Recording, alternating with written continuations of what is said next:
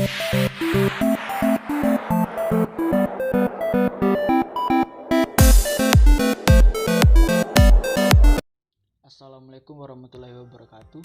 Perkenalkan, saya Muhammad Adifa Abrori dari kelompok 7 BK Palembang. Pada kesempatan kali ini saya akan membahas pokok bahasan tentang paradigma baru pendidikan dan pembelajaran. Baiklah, langsung saja. Sebenarnya ada dua aspek dalam sistem pendidikan yang dapat kita jadikan bahan kajian dan kita gali untuk dilakukan perubahan menjadi paradigma baru yang berlaku.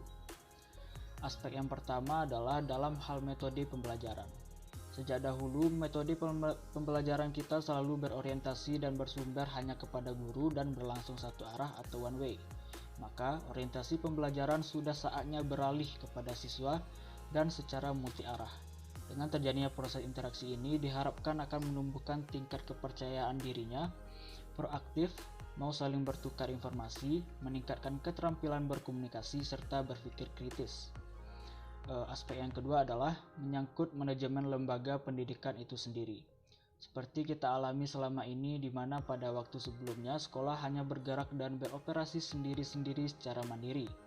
Maka dalam konteks pembelajaran masa kini dan ke depan, setiap sekolah harus mempunyai dan membangun networking atau hubungan antar lembaga pendidikan, yang artinya sekolah lain sebagai institusi tidak lagi dipandang sebagai rival atau kompetitor, tetapi lebih sebagai mitra atau counterpart. Sebenarnya saat menjadi pembicara dalam konferensi pendidikan dan peluncuran program akademi, sebenarnya Mendikbud ingin menyebarkan sebuah paradigma baru di mana siswa, guru, dan orang tua merdeka untuk mencoba hal-hal baru, seperti banyak bertanya, mencoba, dan berkarya.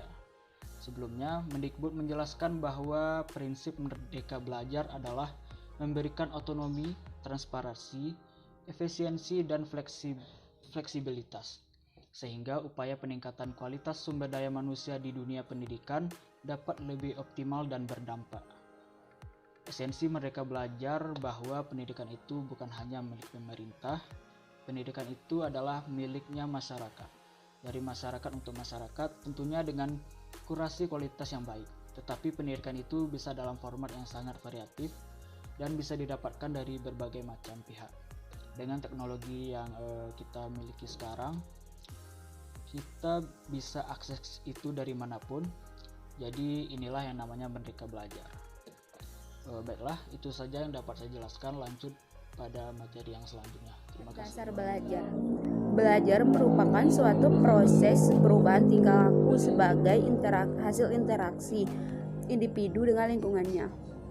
Dalam menumbuhkan kebutuhan hidup, Santrok dan Yusen mendefinisikan belajar sebagai perubahan yang relatif permanen karena adanya pengalaman, sedangkan Reiber mendefinisikan belajar dalam dua hal, yaitu belajar merupakan proses untuk memperoleh pengetahuan, b.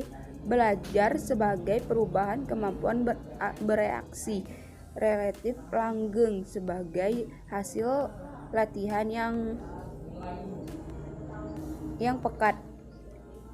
Dapat disimpulkan bahwa belajar merupakan suatu proses memperoleh pengetahuan dan pengalaman dengan wujud perubahan tingkah laku dan kemampuan berinteraksi atau bereaksi yang relatif permanen atau menetap karena adanya interaksi individu dengan lingkungannya.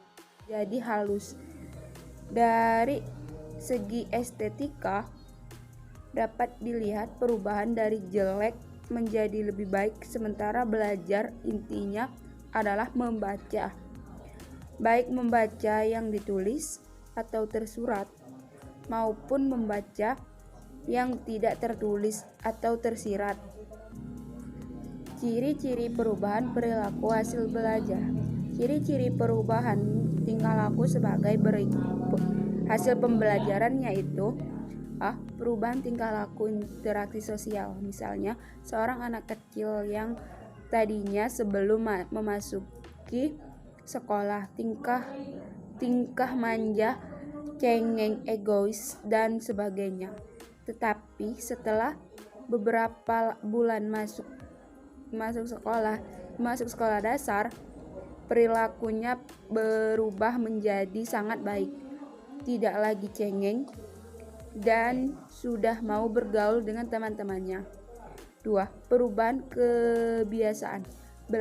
Kebiasaan belajar yang berhasil dapat mengubah kebiasaan dan yang buruk menjadi baik, seperti merokok, minum minuman keras, keluyuran, bangun terlambat, dan sebagainya.